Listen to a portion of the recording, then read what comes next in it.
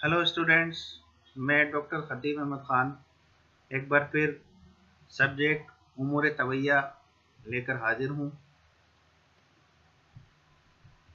उमूर तवैया का जो पहला टॉपिक है अरकान, उसी सिलसिले में हम ये तीसरा लेक्चर लेकर आया है। इससे पहले अरकान के 2 लेक्चर हो चुके हैं, जिसमें हमने अरकान की तारीफ और उसकी तादाद के बारे में बात की थी। तो तीसरे लेक्चर में अरकान की तादाद का ही सिलसिला चलेगा। हमारे सामने 5 नज़रिए सामने मौजूद हैं तादाद के एतबार से, जिसमें हमने एक उनसर और 2 अनासिर के नज़रिए पर बात कर ली, उसको समझ लिया। आज हम 3 अनासिर के नज़रिए पर बात करेंगे कि अरकान की अनासिर की तादाद 3 होती है। इसका नज़रिया भी हमारे सामने आया। तो 3 अनासिर का नज़रिया जिस गिरोह ने दिया उसको हम अहले इक्सीर कहते हैं। जैसे जैसे ज़माने ने तरक्की करी, साइंसी आलात मैसर होने लगे, तो हुक्मा ने भी अनासिर के ऊपर अपनी मुशाहिदे की बिना पर, तहकीकात की बिना पर ये नज़रिए हमारे सामने रखे। तो ये एक ग्रोह था जिसे अहले इक्सीर कहते हैं। उसने ये 3 अनासिर का नज़रिया पेश किया, और उसकी 3 अनासिर होने का नज़रिया की जो दलील थी वो ये थी कि दुनिया के अंदर अनासिर कितने भी हों, लेकिन वो 3 ही शक्लों के अंदर पाए जाते हैं। 3 ही सूरतें हुआ करती हैं, जिसमें ये तीनों शक्लों में ही अनासिर तीन जो शक्लें हैं उसी में अनासिर पाए जाते हैं, चाहे उनकी तादाद भले ही कितनी हो। तो वो 3 शक्लें कौन कौन सी हैं? सबसे पहले सय्याल यानी लिक्विड, जो बहने वाले होते हैं।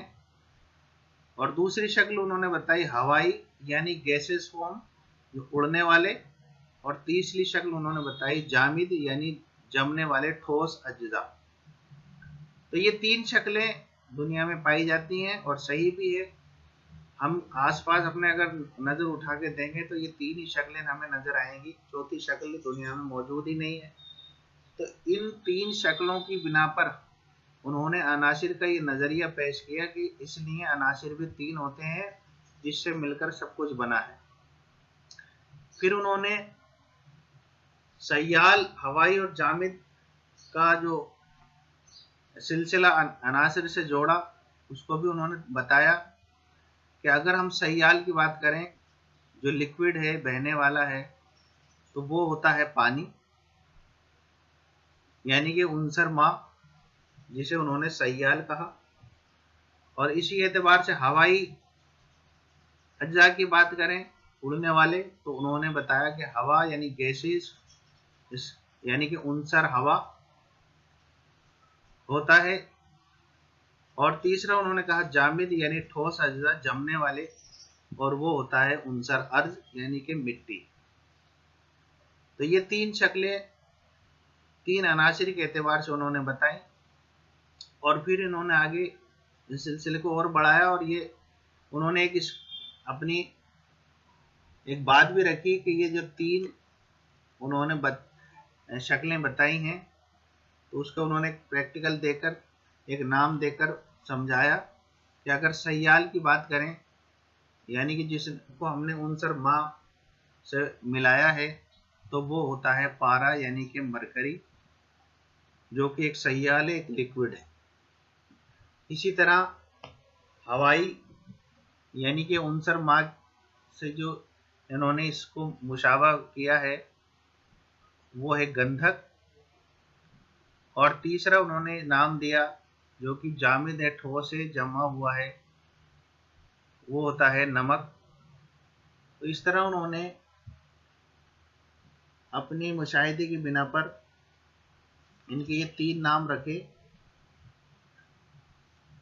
पहला मैं फिर बताता हूँ, पारा, जो कि सय्याल होता है। दूसरा गंधक, जो कि हवाई यानी गैसेस फॉर्म में होता है। और तीसरा नमक, जो कि जामिद होता है। फिर इन्होंने इनकी अलग अलग नाम रखे अपने एतबार से। तो जैसे मैंने बताया कि पहला होता है मरकरी सयाल, उन्होंने इसको कहा किबरियत, यानी कि उड़ने वाले अनासिर, और उसको उन्होंने नाम दिया किबरियत। दूसरा मैंने बताया आपको बहने वाले, उसको उन्होंने नाम दिया ज़बीक, यानी कि पारा। उन्होंने इसको जीबक नाम दिया। जो बहने वाले होते हैं यानी कि पारा, उसको कहते हैं जीबक। और फिर ठोस अनासिर यानी कि मुंजमिद अनासिर जो होते हैं जमने वाले, उनको नाम दिए इन्होंने मलह, जिसको मैंने आपको बताया था कि उन्होंने इसका नाम रखा नमक। तीन उन्होंने नाम रखे ज़बीक, किबरियत और मलह।